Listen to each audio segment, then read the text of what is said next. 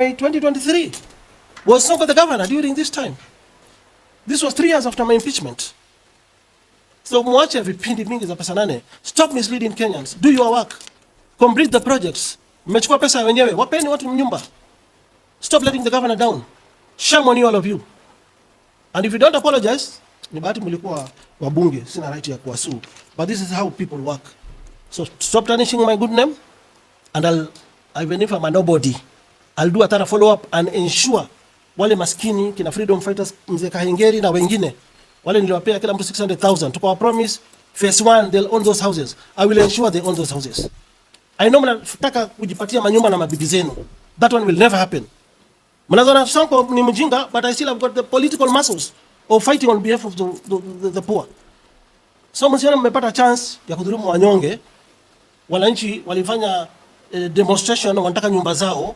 Deal with the real issues. So many project iko stalled. Tunajua there was COVID. Yeah, Kenyans will understand. Instead of tarnishing my good name, I'll never allow that to happen. Kwa hivyo title deed wa Kenya iko National Bank of Kenya, the investor and the county under the joint registration of the special purpose vehicle, that is Bachelor's Jivanji Estate. Title ilipelekwa National Bank, ikachajiwa as per the land registrar's search, na wakachukua 1.9 billion Kenya shillings from last year, May 2023. So mko na pesa ya investors, mko na pesa ya tenants, na mko na pesa ya National Bank. Finish the project. Peni Wakenya manyumba zao, wacheni kutumia jina Sonko. Kwani Sonko amefanya nini? Nimelala na bibi ya mtu hapo county. Toeni majina yangu kwa mdomo wenu. Shame on you again. Ladies and gentlemen, Nairobi residents and members of the Fourth Estate, my attention has been drawn to accusations captured in media that I'm in possession of land titles belonging to Jivanji and Pangani affordable housing projects. Well, I recommend that the Nairobi City County Assembly for bringing this matter up through the Lands and Urban Planning Committee. I would like from the onset to state the facts in regard to the two projects that were dear to my heart when I was serving as the second governor of this great city. It is important to note that the affordable housing projects in Nairobi was brainstormed and planned during the tenure of the former governor, my good friend Evans Kidero, who served as the first governor of Nairobi.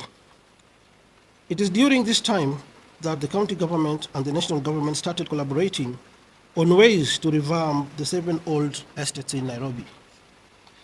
This was to be done through a public-private partnership with the county providing land and the investors allowed to charge an agreed percentage on the property to make their profit. I want to bring to your attention that the leases, these titles for both Jivanji and Pangani were processed in 2018 during my time as governor. Take note that there was no meaningful progress in terms of development that happened during the previous administration before I took over, until when I took over. Indeed, under my tenure, we fast-tracked the development by diligently negotiating an exit agreement between the county government and the tenants in respective estates, with Jivanji and Pangani being one of them. We must acknowledge the fact that most tenants were old people and old families who had spent decades of struggle living in the estates. We therefore agreed to give every tenant a sum of Kenyan shilling 600,000 as a facilitation fee applicable for 2 years for them to find alternative accommodation within the city as they awaited the completion of the projects. Further, take note that being a people's governor by then, I was never going to allow forceful evictions or transfer of people without a clear plan. We had to ensure that the registered tenants are given priority once the houses are complete. This was eventually agreed and signed between the county, the estate associations, and the respective developers or other investors. We started the Jivanji project with a plan to put up 1,830 units, while Pangani was to give, or rather have, 1,562 housing units. The investors had to pump around 3 to 4 billion, as stated earlier. This was public-private partnership. I wish to state, it is my belief that Nairobi City County Government and the Oversight Committee in charge of this matter must be discerning enough to know that the Ministry of Lands Registry are normally the custodian of the records.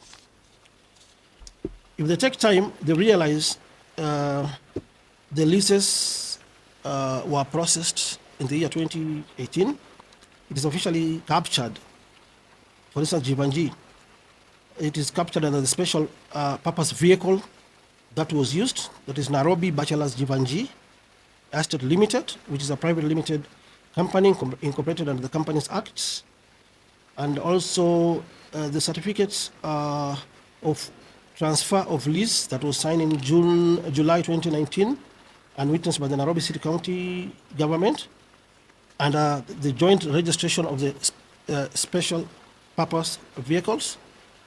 These joint ventures agreement were drafted and prepared before he took over as governor. Ours was just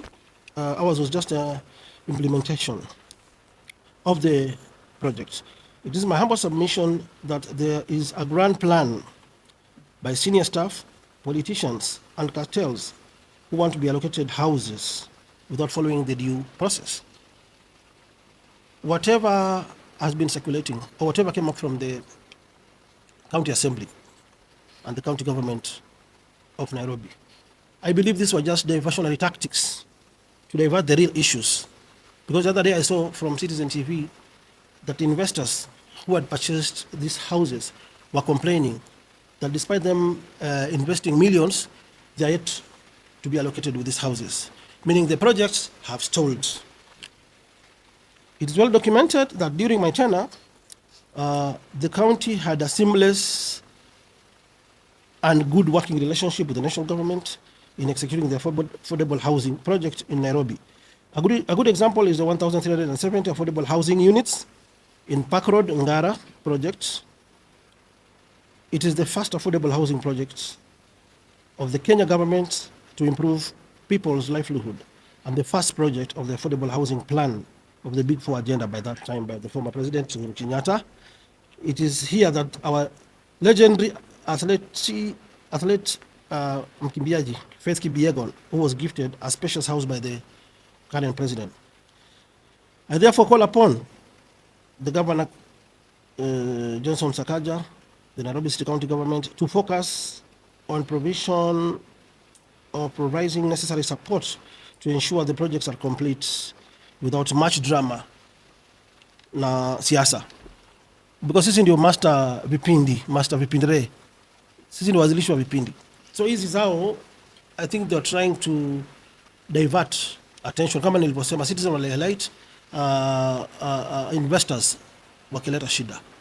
And I was there yesterday kwa hizi projects Pangani wote, both the investors, I can say they've done a good job. Pangani is over 12 floors, Jibanji pia imeenda. Now, I want to rudi nyuma kidogo. Under the joint venture agreements which were there, the county was to provide land. My contribution in the county was the land. Investors was coming with their billions. Then they do a joint registration of the properties. So what I did to clear my name, I wrote a letter to the land registrar that was yesterday, demanding to know the current status of both the Pangani title deed and the Jivanji. So I did a letter to the land registrar dated yesterday, 23rd October 2014, which was received yesterday and stamped at the land's office. The land registrar, Jivanji is LR number 219/5458, and the IR is there. Then Pangani is Nairobi block 40474. These letters were received. I paid via e-citizen through my M-Pesa. A receipt from Al-Sasa was issued. I was glad, and I want to compliment the CS Ministry of Lands, the PS, Mr. Nixon Korir, for what they have done, because I only spent less than 20 minutes and I was furnished with all the documents. So I wonder why the MCAs and the county government senior officials, including the CECs. If I was a governor in 2017, I was impeached in 2020. So 3 years down the line, now we're in 2023. You mean they didn't realize that the title was missing? The custodian of these records is the CEC, Lance, and the chief officer, county chief officers. Unataka kuniambia since 2020 hawajaona ati titles haziko. Hii ni kipindi ya hali ya juu na condemn mambo ya kuharibiana majina. Let me go to the records which were furnished to me by the Ministry of Lands. We have the official search, but first I'll go to the leases.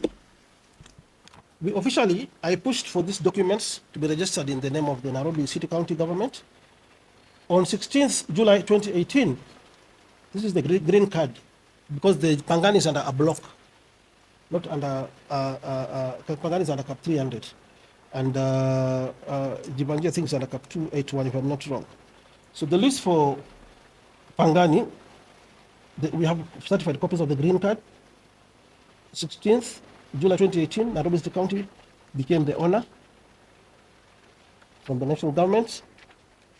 And then lease was registered on the 20th September 2018 under a special purpose vehicle going by the name of Nairobi Pangani Estate Limited.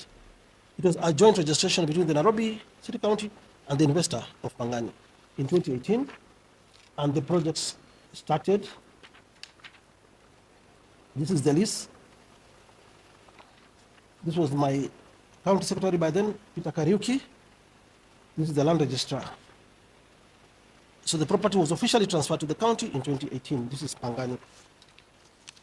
You go to Jivanji, the same thing. This is the lease. This is my county secretary. To make the matters worse, this is SG Mwangi, who was the chief officer by then and the custodian of these titles. So we got our list for Jivanji on 2nd August 2018. Single name of Nairobi City County for the both properties. So in 2019, the special purpose vehicle for Pangani was registered jointly between the land, between the county government of Nairobi as the owners of the land and the investor. This was booked on July 25th, 2019. It was registered. My county secretary by then was Pauline Kahiga. The chief officer is the same guy who is now the CEC Lands, SG Mwangi. And he also, I think his name is appearing on the transfer, yes. Chief Officer Lands. In fact, he executed on behalf of Nairobi County and the county secretary.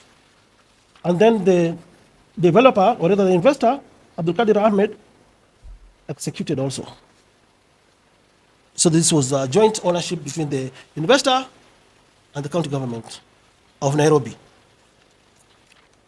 The same also for Jivanji and for Pangani. Same process was followed. In the instance of time, I'll not go to the documentation, but I was furnished with the documents by the lands office. Now, to make the matters worse, this same SG Mwangi, who was the the chief officer by then, equivalent to appears in the national government, is the accounting officer. She's the one who took the title deed. This application for registration on 25th July 2019, the title was received by SG Mwangi, who has been the custodian of this title for all these years. So I'll furnish you with all these documents so that mtu asikimbishe kotini.